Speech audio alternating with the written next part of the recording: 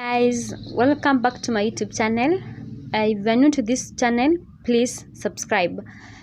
Today I'll be showing you how to put a thread in a high needle, where most of us have challenge in putting the thread in the high needle.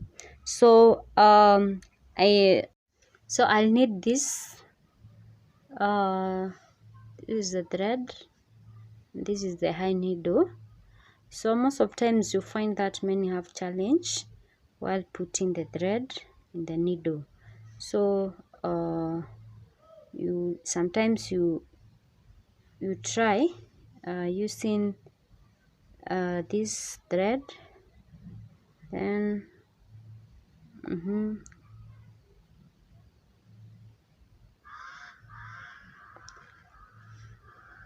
this is the easiest way.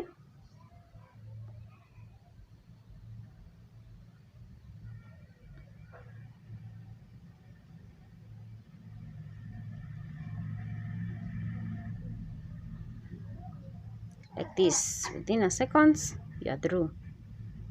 You can see. Thank you.